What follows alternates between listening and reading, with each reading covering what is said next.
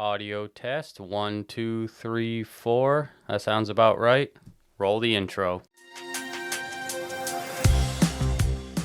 Welcome to Bearded Radness. Today I'm going to talk about the Rodecaster Duo and why I sent it back after 2 days. Now before I get into why I returned it after 2 days, I just want to say this is in no way me taking a big dump on Rode products. I love their products. As you can see here, I have the Rode Pod mic. It's an excellent microphone. The thing is, I just had issues with the Rodecaster Duo. I really wanted to love it, but I got so frustrated with it after the issues I had, so I just returned it. And before you ask, why didn't I just get a replacement? I kind of had a baby fit with it because I really wanted to love it, and I told him I don't want a replacement, just refund my money, so that's what I did. So for starters, the Rodecaster Duo, it would not do the update over Wi-Fi. Now that doesn't seem like that big a deal, and it wasn't.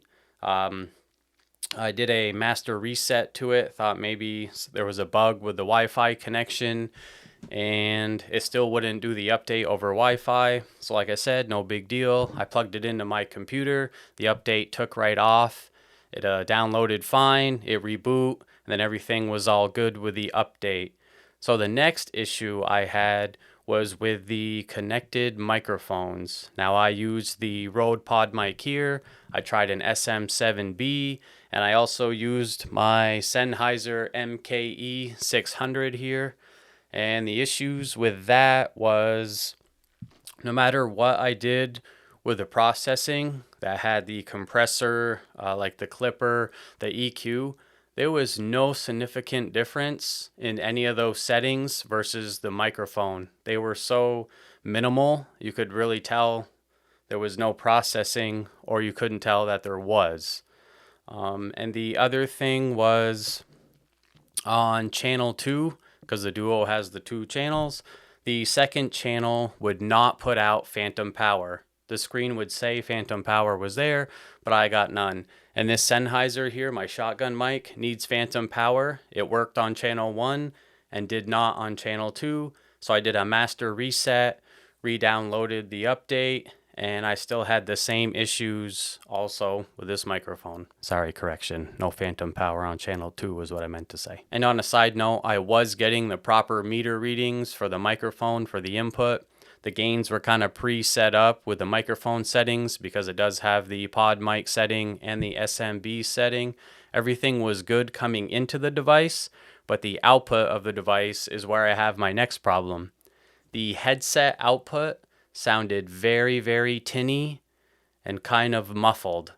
Now I had to turn the volume up on the headphone jack really loud to even hear myself fairly clear, but when you crank it that loud, you're getting all that preamp noise and static and hum in your ears, so it wasn't very pleasant to listen to yourself. Now I did try a few different headsets. I used my Audio Technica ones, and I even used a pair of earbuds and a few other headsets, and I got the same result. The jacks didn't have like crackling or nothing when you plugged it in or kind of wiggled the cable. It was just a sound coming from the Duo that was real tinny and muffled to me. I also want to talk for a minute just about the output audio, not the headphone jacks, but the monitor out. I used a split cable like I do here with my mixer. I went straight into my camera, and I also recorded to an SD card, and I got the same result. I knew going straight to the camera might be a little off, but I thought the audio going straight to the SD card would be 100%, and it just wasn't. Both ways I tested the audio, it sounded flat. I tried to clean it up with some EQ in like a post test, but it was too flat to even really use it. So I was a little perplexed by that. I thought going straight to the SD card would be no issue. Didn't sound good. And the last issue I had with my Duo was the TRRS jack on the front. Now that kind of works multiple ways. You can use it as a third headphone out to monitor things, or you can also use like a headset with a microphone with a TRRS plug on it to also use as a third microphone through the headset, and that did not work for me either. It was barely audible and very muffled no matter what I did. These are just a Turtle Beach set with the microphone on the side that you drop down.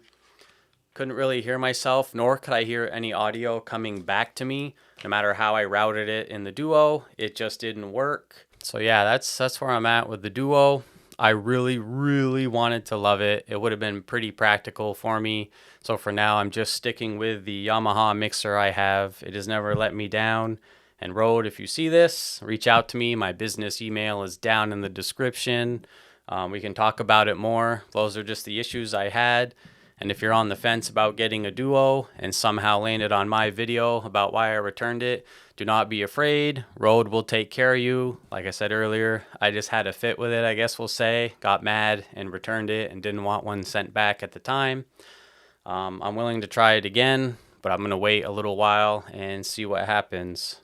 So yeah, that was my issues with the Rodecaster Duo. I almost just shut down and forgot. Stay rad.